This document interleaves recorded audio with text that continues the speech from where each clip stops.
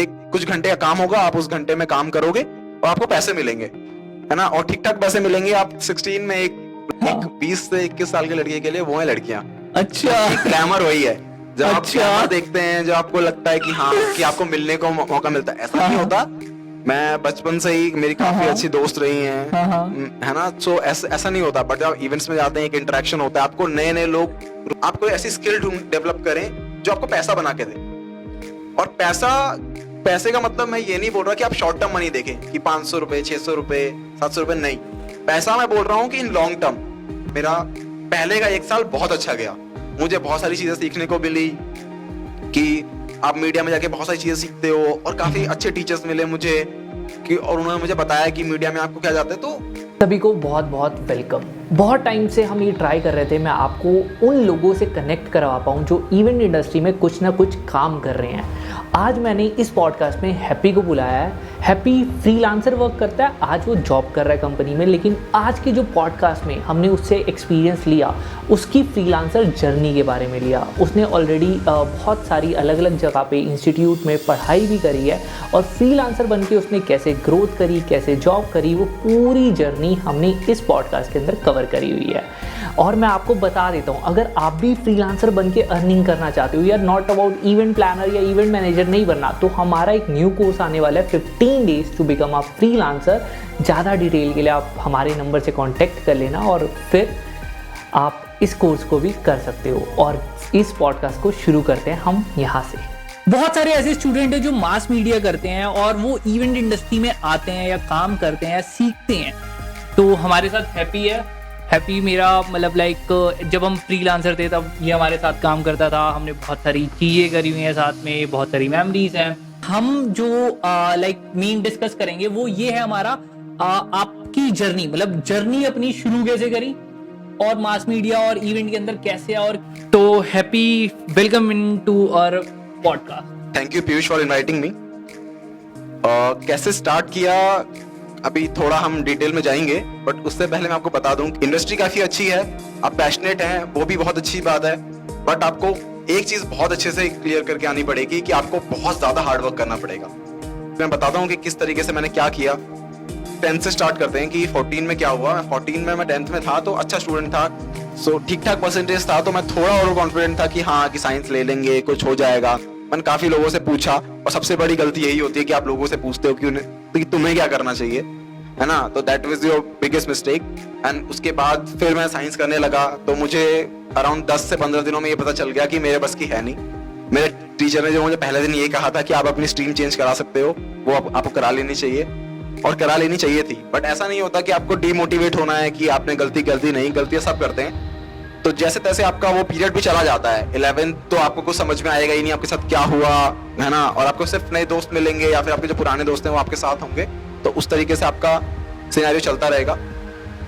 उसके बाद जब आप 16 में आओगे, जब मैंने 16 में अपना 12th कंप्लीट किया, तो जैसे तैसे बहुत कम परसेंटेज से मैंने अपना 12th कंप्लीट कर लिया। सो मेरे पास 1 साल था, मेरे को क्या करना चाहिए था। तो फिर मैंने फिर एक गलती करी कि मैंने फिर लोगों से पूछा कि मुझे क्या करना चाहिए, मामा चाचा सबको फोन किया, क्योंकि काफी कंफ्यूज था कि ड्रॉप भी नहीं करना था, क्योंकि घर वाले चाहते ही नहीं थे कि मैं ड्रॉप करूं। फोर्स भी किया उन्होंने कि नहीं तू ड्रॉप करेगा तो क्या करेगा, 1 साल बर्बाद। और ऐसा साल बर्बाद जैसा कोई टर्म होता ही नहीं है, वो आप बाद में जाके समझ जाओगे। तो हमने फिर जैसे तैसे काफी डिस्कशन हुए घर पे, मैंने मामा से पूछा, चाचा से पूछा, और उसके बाद एक कॉलेज है, मैं फरीदाबाद रहता हूँ, तो फरीदाबाद में एक कॉलेज है डीएवी सैनिटरी कॉलेज, तो मैंने वहां जाके बीसीए के लिए एडमिशन ले लिया।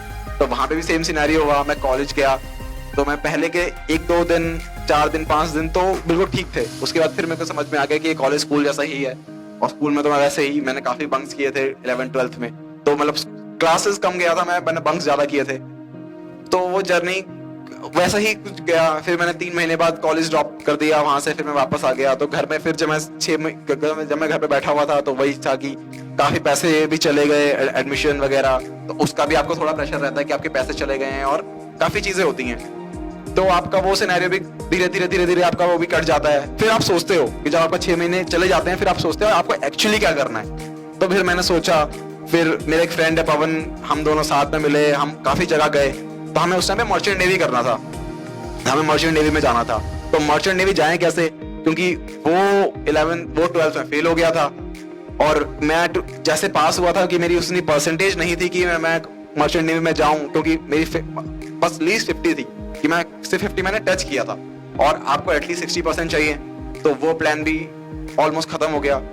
तो वो साल ऐसे ही ऑलमोस्ट चला गया। तो हमने काफी सर्च वगैरह किया कि क्या करना चाहिए और मतलब किस तरीके से हमें फिर स्टार्टिंग करनी चाहिए। तो जब मेरा एक दोस्त पवन, जिसके बारे में अभी बात कर रहा था मैं, तो उसने मुझे फर्स्ट बताया कि एक इवेंट करके कोई चीज होती है ना, तो आप वो करने चलते हैं हम। उसमें क्या होगा कि आप जाओगे, एक फिक्स मतलब एक कुछ घंटे का काम होगा, आप उस घंटे में काम करोगे और आपको पैसे मिलेंगे, है ना, और ठीक ठाक पैसे मिलेंगे। आप 16 में एक लड़का जो 12th से मतलब पास करके निकला है, एक ड्रॉप आउट है, और वो क्या सोचेगा कि वो यही सोचेगा कि कुछ भी आ जाए यार, 300 200 400 दैट विल बी इनफ। सो हम गए, मेरा फर्स्ट डे था, पवन ने मुझे बुलाया कि चलते हैं, तो कैजुअली मैं गया यहाँ से और पास में ही करोल बाग में मैं गया। तो फर्स्ट एक इवेंट था ट्राइबल करके, और वो इवेंट्स क्या था कि वो गवर्नमेंट इवेंट था, मतलब वो लोग जो आते थे वो ट्राइबल थे और वो गवर्नमेंट के लिए आते थे, मतलब कि उनके लिए फंक्शन वगैरह और वो सब करते थे। तो मुझे कुछ भी नहीं पता था कि क्या करना होता है और किस तरीके से करना होता है, मतलब आई वाज टोटली ब्लैंक। मैं सिर्फ पहुंचा, सबसे पहले नीचे गया, मैंने खाना खाया, खाना खाने के बाद मैंने ये सोचा कि करना क्या है, फिर मैं वहां बैठा रहा। तो मुझे वहां के सबसे सुपरवाइजर मिला, जो आज मेरा बहुत अच्छा दोस्त है, साहिल नाम है उसका। वो मुझे मिला वहां पे और उसने मुझे पहले टोका कि क्या कर रहा है, क्या करने आया है ना। उसने मुझे ऐसे बोला और मुझे एक होटल में भेज दिया। उस होटल में मुझे कुछ नहीं करना था, मुझे वहां पे सिर्फ बैठे रहना था। तो मैं सुबह गया वहां 8 बजे और मैं बैठा रहा, और रात के अराउंड 6-7 बज गए और मुझे समझ में नहीं आया कि मैं क्या करने आया हूँ इस इवेंट में। मैं बिल्कुल ब्लैंक था, मैं बैठा रहा। फिर वहां पे क्या हुआ कि वहां पे जो लोग आए हुए थे, जो परफॉर्मर थे, वो आए वहां पर और वो अपने रूम्स में गए। तो मैंने फर्स्ट टाइम देखा, मतलब हाँ ये सब भी होता है। तो फिर वहां पे क्या, उन्होंने मुझे एक लिस्ट दिया और उस लिस्ट पे बोला कि आप जाओ और सबके नाम इसमें भरो और सबके फोन नंबर्स दो। तो ऑब्वियसली ये तो बहुत ईजी है, मैं इसमें कोई रॉकेट साइंस तो है नहीं कि आपको लिस्ट में। तो मैं गया वहां पर, मैंने जाके सबके नाम लिए, उनके रूम नंबर्स दिए, और फिर मुझे पता चला कि ये एक चेक इन का प्रोसेस होता है ना। तो ये चीज मेरा फर्स्ट था कि हाँ इस चीज को कोई चेक इन वगैरह कुछ होता है कि आप उसे बोलते हो, और हॉस्पिटैलिटी करके कोई चीज होती है। तो मेरे को स्टार्टिंग में पहले इवेंट से ये पता चला। फिर मेरे 3 दिन ऐसे चले गए। उसके फिर मैंने मतलब काफी वेजेस तो काफी कम था, मतलब हम वेजेस ही कहेंगे उसको। पेमेंट जो आई वो 1200 रुपए आई 3 दिन की, और फिर वो इवेंट खत्म हो गया। फिर दिवाली आ गई, दिवाली एंजॉय करा, और उसके बाद वो इवेंट खत्म। तो मेरे को इवेंट जैसा कुछ फील ही नहीं हुआ। फिर मैंने स्टार्ट किया कि किस तरीके से क्या करना चाहिए। तो मैंने सबसे पहले स्टार्ट किया प्रमोशन से, और फिर प्रमोशन चले। तो प्रमोशन कैसे, एक कैनोपीज होती हैं छोटी छोटी, जैसे आपने देखा होगा कि कहीं पे लगा, जैसे कैडबरी या ये मैगी, तो वहां पे आपको जाके खड़ा कर देते हैं कि बस आप खड़े रहो और लोगों को प्रोडक्ट के बारे में बताओ। तो बस आपका इतना ही रहता है कि आप जाओ, खड़े रहो, प्रोडक्ट के बारे में बताओ। तो वो भी एक तरीके का एक्सपीरियंस होता है कि आप लोगों से 1-to-1 इंटरेक्शन कर रहे हो, बता रहे हो लोगों को। तो मैंने वो भी किया है। तो फिर वहां से थोड़ा स्टार्टिंग हुआ। वो पीरियड मैंने काफी किया, मतलब वो 1 साल मेरा उसी में चला गया। उस टाइम पे 400-500 मैक्स इतना ही मिलता था, और उसमें चल जाता था। मुझे लगता था कि अगर कोई मुझे 700 ऑफर कर रहा है तो कुछ ज्यादा ही, मतलब ऐसा लगता था मुझे कि हाँ यार उसने कुछ ऐसा ऑफर किया कि मैं कभी इतना डिजर्व ही नहीं करता था। 500 तो धीरे धीरे फिर वहां से वो चीज हटी। फिर मैं कॉर्पोरेट्स में आ गया। फिर मैं कॉर्पोरेट करने लगा, जैसे एडोबी वगैरह, वहां पे कोई फैमिली शोज वगैरह होते हैं, तो वहां जाते हैं। तो वहां पे आप कॉर्पोरेट इवेंट करते हैं। तो वहां पे क्या होता है कि कॉर्पोरेट बहुत इजी सिंपल फॉर्मूला होता है कि अगर आप कॉर्पोरेट कर रहे हैं तो कि आप वहां जाते हैं, होटल में आपको बुलाएंगे, 9 to 5 की जॉब जैसा होता है वो। आप वहां जाएं, ब्रेकफास्ट करें, पूरा शो होता है, आप पूरे शो को एंजॉय करें, बैठे रहें, सीखें वहां से और घर वापस आ जाएं। ज्यादा काम नहीं होता कॉर्पोरेट में। कॉर्पोरेट इजी, अगर आप कॉर्पोरेट करने की कोशिश कर रहे हैं और आप ये सोच रहे हैं कि आपको कॉर्पोरेट करना चाहिए और स्टार्टिंग में करना चाहिए, तो ठीक है आपके लिए। बट जितनी चीजें आपको एक प्रमोशन सिखाती है, जितना हार्डवर्क वो आपसे कराती है, कॉर्पोरेट में आके वो चीजें 50% हो जाती है। तो मुझे लगा था कि अगर आपको वहां पे 700-800 रुपए मिलते हैं और आप, ठीक है कि आपको पर डे मिल जाते हैं, और आप अराउंड 3-4 महीने 5 महीने काम कर लेते हो, तो आपका बन जाता है कि आप 60,000-70,000 पर एनम कमा लेते हो। पर एनम तो नहीं होता, फॉर 5 more months, और उसके बाद आपका काम बहुत इजी हो जाता है, मतलब स्टॉप हो जाता है कि हाँ आप नहीं कर पाते हो। ये जो मैं बातें बता रहा हूँ वो एज अ प्रमोटर बता रहा हूँ। ये आप ये मत समझे कि आप इवेंट मैनेजमेंट में आप कॉर्पोरेट करते हैं या कोई भी काम करते हैं वो इजी होता है। That was difficult. उसके बाद हम आते हैं वेडिंग्स पे, कि मेरी वेडिंग कैसे स्टार्ट हुई। तो वेडिंग मैंने फर्स्ट वेडिंग जो करी थी वो 2018 में किया था। और वो इतना हॉरिबल एक्सपीरियंस था मेरे लिए कि मुझे पता नहीं था कि क्या करना होता है। सेम। और मेरा जो इवेंट था वो एनएफसी में था। मैं फर्स्ट डे उनके घर पे गया, मैं एक होटल में बैठा और मुझे वहाँ पे पता ही नहीं था कि मुझे क्या करना है, सिर्फ मैं बैठा रहा। और फिर मैं उनके घर गया और फर्स्ट टाइम मैंने देखा था कि ऐसा कुछ माहौल होता है, घर में इतनी सारी चीजें होती हैं। तो मैंने जाते के साथ ही क्लाइंट के घर में घुस के उनका फ्रिज खोल दिया और वहां से सामान निकाल के खाने लगा। और वो जो कि आपको बिल्कुल नहीं करना चाहिए। अच्छा। जो मेरी ऐसी गलती आपको कभी करनी ही नहीं चाहिए कि आप वहां जाओ और क्लाइंट घर पे ही नहीं था, मैं उनके कुक से बात कर रहा हूँ, उनके घर में बैठा हुआ हूँ, उनका टीवी यूज कर रहा हूँ और दैट वाज वेरी अनप्रोफेशनल। मुझे नहीं पता था, मुझे लगा कि एक नॉर्मल जैसे हम अपने दोस्तों के घर पे जाते हैं या चीजें होती हैं, चीजें वैसे ही जा रही थी। कोई ड्रेस कोड नहीं, कुछ नहीं पता था कि किस तरीके से क्या होता है, कि आप एक ब्लैक बिजनेस सूट में क्यों काम करते हो, उसका क्या पर्पस होता है, कुछ नहीं पता था मुझे। तो पहला इवेंट गया और पहला इवेंट का एक्सपीरियंस, लोग मिले, ठीक है, और सेम पवन के साथ ही था मेरा पहला इवेंट। तो लोग मिले, अच्छे मिले, सीखने को मिला। मैं फर्स्ट टाइम किसी 5 स्टार होटल में वैसे गया जहाँ पे मुझे काम करने को मिला कि मैं वहाँ पे जाके कुछ कर रहा हूँ, क्योंकि ऑब्वियसली मेरे पापा एक होटेलियर हैं, तो मैं गया हुआ हूँ वहाँ पर वहाँ पे आप क्या होता है कि आप जाते हो, वहाँ पे चिल मोड में रहते हो आप।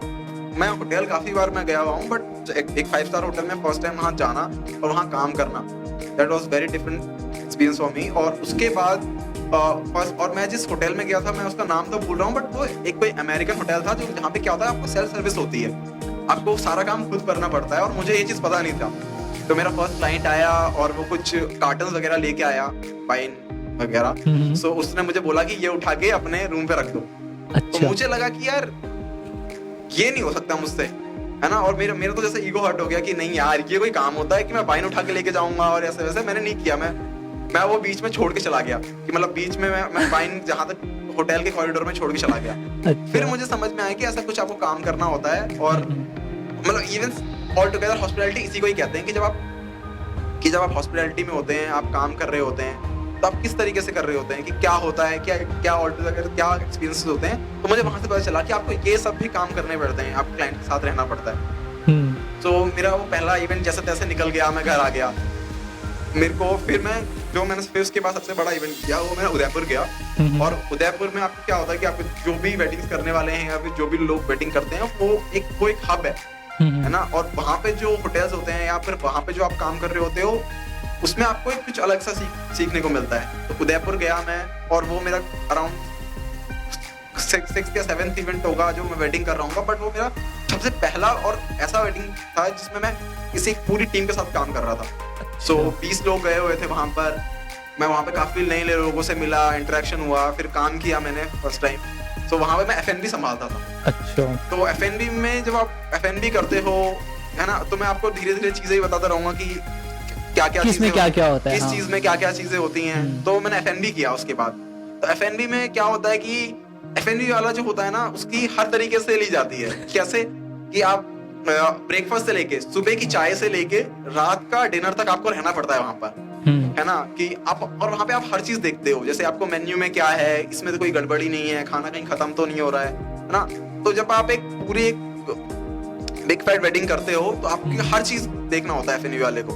तो वो हुआ मेरे साथ। मैंने 3 दिन काफी नॉन स्टॉप काम किया। मैंने काफी गलतियां भी करी उस इवेंट पे, और उस चीज की वजह से मुझे चौथे दिन शायद इवेंट से भी मेरा लास्ट दिन था वो, और मुझे उस दिन से वहां से इवेंट से भी निकाला गया। अच्छा। है ना। तो गलतियां मैंने काफी करी हैं, है ना। और क्या था कि स्टार्टिंग में तो नहीं बोलूंगा, अभी भी थोड़ा वैसा भी है कि थोड़ा मूडी भी हूँ और शॉर्ट टेम्पर्ड भी हूँ। तो लड़ाइयाँ भी काफी हुई मेरी, जो कि आपको अवॉइड करनी है कभी भी किसी वर्क प्लेस में, या नहीं करनी चाहिए आपको। फिर वो वेडिंग इवेंट स्टार्ट हुए। तो वेडिंग्स में जब आप आते हो तो आपको काफी चीजें करने को मिलती हैं, और आपके बहुत सारे क्राइटेरियाज होते हैं जिसमें आप काम करो। तो हम स्टार्ट करते हैं कि क्या कैसे स्टार्ट होता है। तो पहले आपके हॉस्पिटैलिटी, जो पूरी टीम होती है आपकी हॉस्पिटैलिटी में, तो वहाँ पे आप डिफरेंशिएशन करते हो कि आपको किस चीज़ों में आपको चाहिए। तो फर्स्ट कि कौन सा लड़का आप मेन डेस्क पे रखोगे, जो हेल्प डेस्क पे रहेगा, जो गेस्ट की हेल्प के लिए रहेगा, है ना। तो वहाँ पे आप मोस्ट प्रेफरेबली ये कोशिश करते हो कि उसी लड़के को रखें जो बहुत ज़्यादा पोलाइट हो, या से ज़्यादा अच्छी इंटरेक्शन कर सके। कि कोई लड़की जो अच्छी दिखने में अच्छी हो, मतलब दिखने में सेंस की, सेंसिबली अच्छी हो, उसका माइंड शार्प उस टाइम पे चल रहा हो। फिर हम आ जाते हैं दूसरा सबसे मेन फैक्टर, शैडोज का पार्ट ही यही होता है कि आपको हमेशा क्लाइंट के साथ रहना है और हमेशा उनको असिस्ट करते रहना है। तो आपके 2 सबसे मेन चीज़ें ये हो गई। उसके बाद हम आते हैं कि छोटे छोटे चीज़ों पे, कि जो वेडिंग में काफी मेजर है, बट हम हॉस्पिटैलिटी में उसे बहुत छोटी तरीके से लेते हैं कि कोई लगेज टैगिंग हो गया। देखने को तो आप देख सकते हैं कि वो बहुत बड़ी चीज होती है कि किसी का लगेज अगर उसने गलत लिख दिया या फिर कोई गलत लगेज टैग लगा दिया तो वो किसी और के पास भी जा सकता है। और एक जैसे अगर आप कोई बिग फैट वेडिंग कर रहे हो, वहाँ पे 200 से 250 कमरे हैं, तो आपको वहाँ पे बहुत प्रॉब्लम हो सकती है इस चीजों को, बट हमारे लिए वो काफी छोटा हो जाता है। और उसके बाद जो आपके पास चीजें आती हैं, एक हैम्पर गाय, उसका काम बहुत इंपॉर्टेंट होता है। क्यों? क्योंकि वो सारे रिफ्रेशमेंट्स, पानी, हैम्पर्स, आइटरीज, गेस्ट को गेस्ट के चेक इन होने के बाद जो सबसे मोस्ट इंपॉर्टेंट चीज होती है इंडियन गेस्ट के लिए, वो होता है खाना, रिफ्रेशमेंट। और वो सबसे पहले आके वही ढूंढते हैं। अगर आपका हैम्पर गाय अच्छा नहीं है, एक्टिव नहीं है, तो आपको वहां पे काफी प्रॉब्लम्स हुई। उसके बाद हम आ जाते हैं रनर्स पे। अगर आपका रनर है और वो रनर थोड़ा स्लो है या काम नहीं कर पा रहा है, तो आपको इवेंट एग्जीक्यूट करने में काफी प्रॉब्लम आने वाली है। क्योंकि एक रनर का यही काम होता है कि जैसे इवेंट फ्लो में है तो कितनी चीजें कितनी सिंपल हो सके उसे करना और किस तरीके से उसे इवेंट पे चलाना, वही एक रनर का काम होता है। तो हमारे जो मेन क्राइटेरियाज होते हैं, जो मेन टॉप जितने भी मेन बंदे होते हैं हॉस्पिटैलिटी में, ये सारे नहीं होते, मतलब हाँ, मोस्ट इम्पोर्टेंटली यहाँ आ जाते हैं। अब हम आते हैं कि जो बाहर से ऑपरेट करते हैं लोग, है ना, जो जिनका बहुत इंपॉर्टेंट रोल होता है, वो होते हैं एयरपोर्ट गाय, लॉजिस्टिक्स, जिनको हम लॉजिस्टिक्स में गिनते हैं कि लॉजिस्टिक्स वाला बंदा करता क्या है। वो क्या करता है कि सबसे जो इम्पोर्टेंट काम होता है, मतलब मेरे हिसाब से जो मैंने सबसे ज्यादा किया हुआ है अपनी लाइफ में, वो किया है मैंने लॉजिस्टिक्स। एक साथ 100 गाड़ियां संभालना, गाड़ी वालों को संभालना, उनके और ड्राइवर्स के टेंट्रम देखना, वो एक लॉजिस्टिक गाय ही झेल सकता है उनको। और अगर आपका लॉजिस्टिक गाय जो आपका लॉजिस्टिक संभाल रहा है ना, अगर वो ऑपरेटिव नहीं है, दोनों से, क्लाइंट से भी, ड्राइवर से भी और आपसे भी, जो इवेंट मैनेजर है उससे भी, तो आपके लगने वाली है, आप इवेंट को एग्जीक्यूट ही नहीं कर पाओगे, वो आपका सक्सेसफुल हो ही नहीं सकता। क्यों? क्योंकि अगर एयरपोर्ट, सबसे मेन चीज क्या होता है, अगर आपको एयरपोर्ट से कोऑर्डिनेशन नहीं होगी कि कब गेस्ट आने वाला है, कब उसे चेक इन होने वाला है, सो यू आर क्लूलेस। आप स्टार्टिंग में चीजें कर तो लोगे कि आपका हॉस्पिटैलिटी डेस्क में जो लड़का बैठा होगा, जो आपका चेक इन करवाने वाला होगा, वो कितना भी अच्छा हो, बट अगर आप उसके पास इन्फॉर्मेशन ही नहीं होगी कौन सा गेस्ट आने वाला है, कहाँ से आ रहा है, सो उसके लिए काफी प्रॉब्लम्स आएंगी वहां पर। तो लॉजिस्टिक का वालों का काम क्या होता है कि मोस्ट इम्पोर्टेंटली, जैसे ही गेस्ट अपने एयरपोर्ट से बाहर निकले, है ना, आप वहां से लेके गाड़ी में बैठने तक का असिस्ट उनको करना है ना। और मोस्ट प्रोबेबली हम इंडियंस हैं, तो हमें उन गेस्टों का काफी ध्यान रखना है, क्योंकि जो इंडियंस होते हैं वो कभी भी वेट नहीं करना चाहते। मैं इनकी बुराई नहीं कर रहा हूँ, आई एम इंडियन, मुझे पता है कि हमें वेट करने में कितनी प्रॉब्लम्स होती है।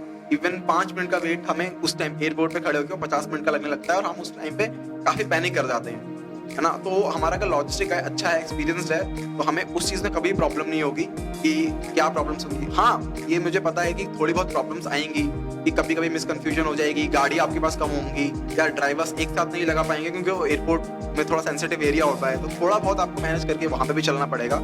और लॉजिस्टिक गाय का जो काम होता है वो यहाँ से शुरू होके, जब आप गेस्ट लास्ट में पार्टी एंजॉय करके वहां से निकल रहा होगा, वहां तक चलता है। तो उसको एक एक गेस्ट पहचान लेता है कि हाँ, तो वहां पे उनके लिए उस जगह पे काफी प्रॉब्लम्स भी होती हैं, और वो होता है कि वो लाइमलाइट में भी रहते हैं। तो आपको जब काम करने का मौका मिलता है, कि आप स्टार्टिंग में अगर आप किसी चीज में इंटरेस्टेड हो या वेडिंग्स कर रहे हो, तो आपको जो मोस्ट इंपॉर्टेंट चीज है जो आपको सीखना चाहिए, वो लॉजिस्टिक है, क्योंकि ये सबसे इंपॉर्टेंट भी है, सबसे हार्ड भी है, और आपको आगे आने वाले टाइम में आपको सबसे ज्यादा, मतलब आप ऐसा होगा कि आपके लिए कि आप ऑन योर टोज रहोगे, कि आपको किसी ने कुछ बोला, कुछ हुआ। और जितने भी अच्छे इवेंट मैनेजर्स हैं, उन्होंने अपने प्रायर टाइम में, कि जब उन्होंने अपनी स्टार्टिंग करी होगी, तो उन्होंने काफी लॉजिस्टिक्स देखा होगा कि गाड़ियां किस तरीके से आ रही हैं, किस तरीके से जा रही हैं, और उन्हें मेंटेन करना। और वो आगे जाके आपको, जब आप इवेंट मैनेज करोगे या फिर आप अपनी कोई कंपनी खोलोगे, तो आपको काफी हेल्प करेगा। और फिर हम आ जाते हैं सबसे मेन और सबसे उस पे, जो आपका इवेंट मैनेजर होता है, जिसे हम एज अ सुपरवाइजर भी कह सकते हैं या इवेंट मैनेजर कहते हैं। कहने को तो हम ये देखते हैं कि अगर आप इन सब की नजरों से देखोगे, जितने भी हॉस्पिटैलिटी में बंदे हैं, शैडोज के बंदे हैं, कि सबसे ज्यादा इजी एंड चिल जॉब इन्हीं की होती है, कि आपको होटल मिलता है, आप होटल में जाके एंजॉय करते हो, सबसे लेट आते हो, सबको फोन करके परेशान करते हो। बट ऐसा नहीं होता है। सबसे इम्पोर्टेंट नहीं, बट सबसे डिफिकल्ट पार्ट जो होता है वो इन्हीं का होता है। क्यों? क्योंकि क्लाइंट सबसे ज्यादा जानता इनको होता है, क्लाइंट कोऑर्डिनेशन भी इनके साथ करता है, और काफी प्रॉब्लम्स भी इन्हीं को फेस करनी होती हैं, जो कि ये काम करके नहीं, आप लोगों से काम करा के सॉल्व कर सकते हैं। तो आप कभी भी ये मत सोचें कि कोई अगर आपको इवेंट मैनेज कर रहा है या कोई आपको सुपरवाइजर है, वो आपको बहुत ज्यादा चीजें बता रहा है कि आप ये कर लो, ऐसा कर लो, वैसा कर लो, तो ऐसा मत सोचे कि वो आपको ऑर्डर्स दे रहा है कि भाई मैं इसके ऑर्डर्स क्यों लूं आपके स्टार्टिंग फेज में, कि मुझे ऑर्डर्स नहीं लेने चाहिए। आपका ईगो बीच में आएगा, वो आएगा, मुझे पता है कि आपका ईगो बीच में आ जाएगा, नहीं यार मैं ये काम तो नहीं कर सकता। बट आपको ये सोचना चाहिए कि वो जो बंदा है वो चाहे हम अपने लैंग्वेज में बोल सकते हैं कि कितना ही फुद्दू हो, बट प्रॉब्लम ये होती है कि वो फुद्दू नहीं होता है, वो उसको काम आता है और उसने पहले अपने स्टार्टिंग फेज में 5 साल 3 साल जो भी है, जो भी उसका एक्सपीरियंस है, वो वहीं से आया है, उसने भी सेम आपका वाला ही काम किया। तो आपको वो चीजें पर बिल्कुल फोकस रखना है कि जब आपको काम मिले, आप इवेंट कर रहे हो, आपको काम करना चाहिए। और अपने इवेंट मैनेजर के साथ तो कभी भी किसी भी तरीके का कोई लड़ाई या किसी भी उसका कभी भी आपको उसको डिसोबे करना ही नहीं है। वो जो बोलता है आप उसको बिल्कुल ही अच्छी तरीके से देखो। मैं एक चीज ये पूछना चाहूंगा यार, अभी तुमने बोला कि 12th में फेल हुआ, ड्रॉप हुआ, वो एग्जैक्टली हुआ क्या, सीन क्या था थोड़ा?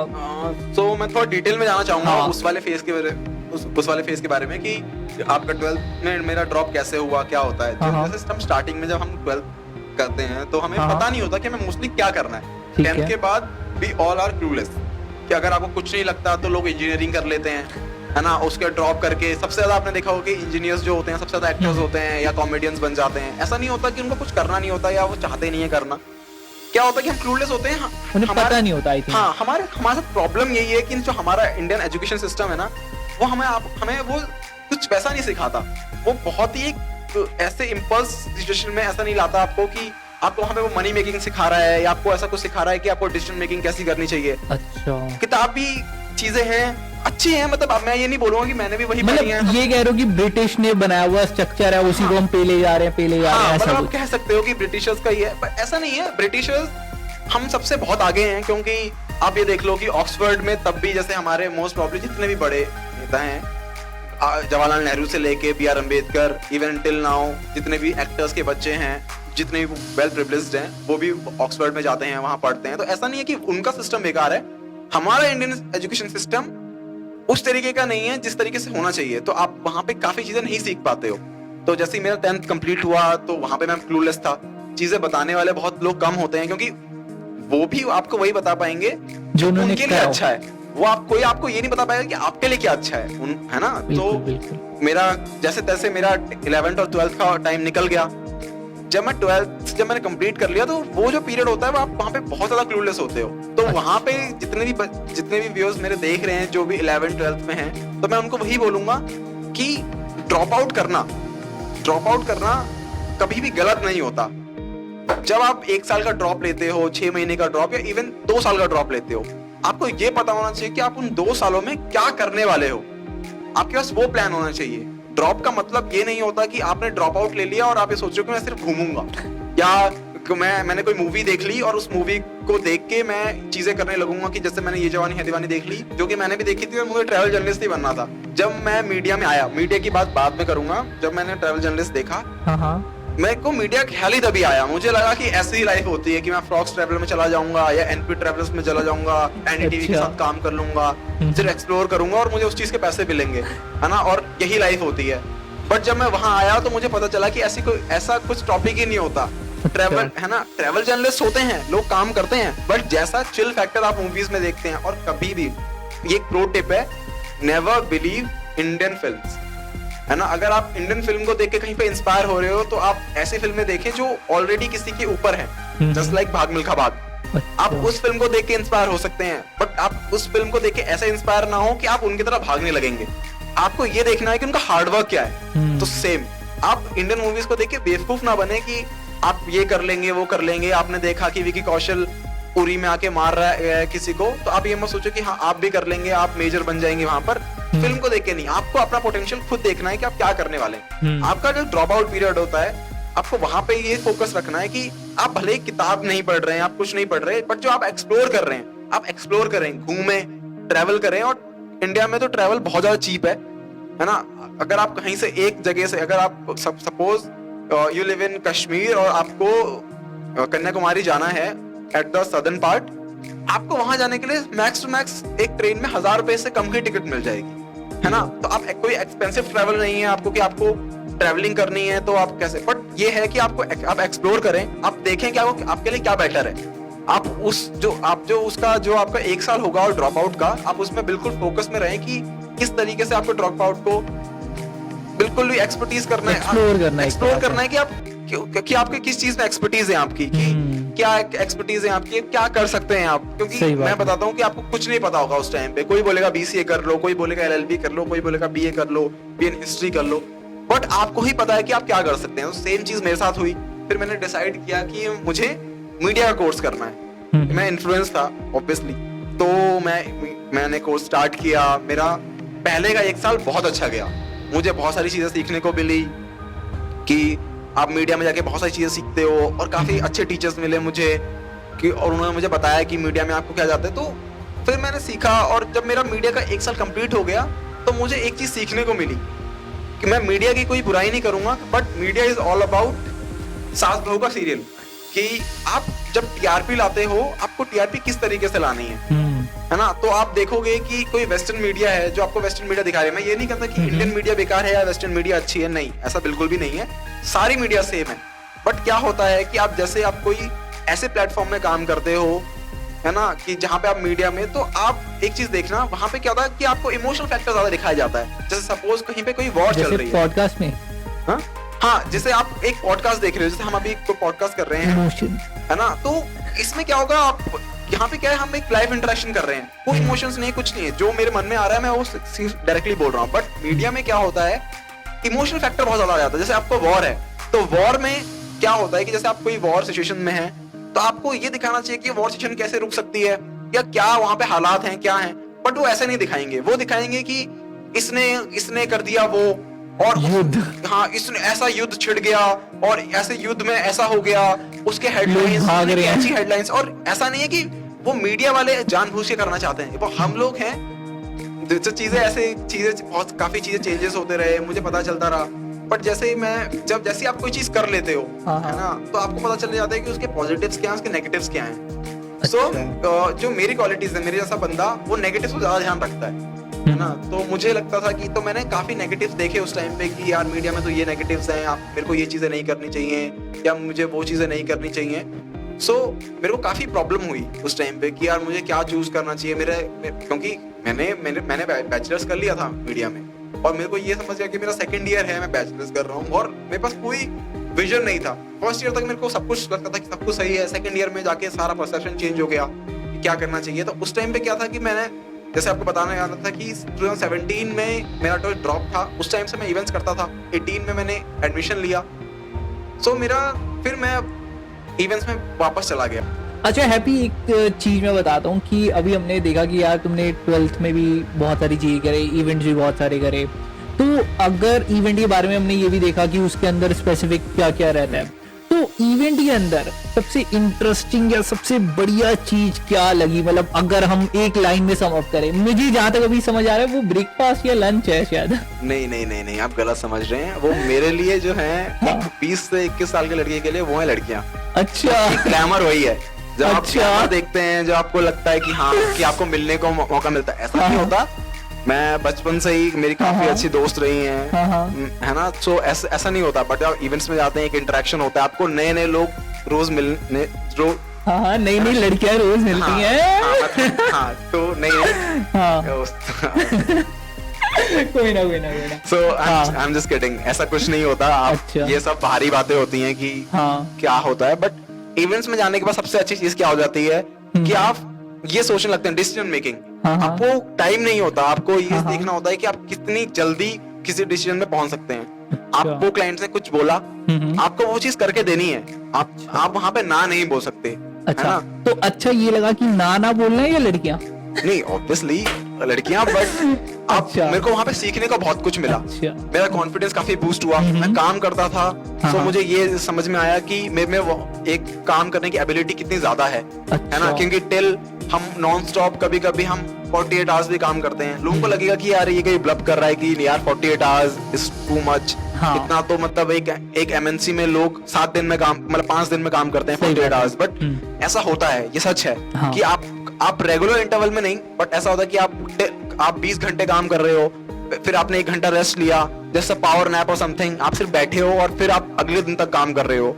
अच्छा। आपका कोई टाइमिंग नहीं होता, कुछ नहीं होता, बट ये जो चीजें होती हैं आपको स्ट्रांग बनाती हैं। तो यही चीज है ना आपको ज्यादा अच्छी लगी। हाँ। चलो बहुत ही बढ़िया। और एक ये क्वेश्चन है, अगर मान लो, चलो ठीक है, अभी अगर इवेंट नहीं करना, ठीक है, तो मास मीडिया तो करा ही हुआ है, हाँ, तो अगर इवेंट नहीं करना तो नेक्स्ट ऑप्शन क्या रहेगा अपने पास, आपके पास?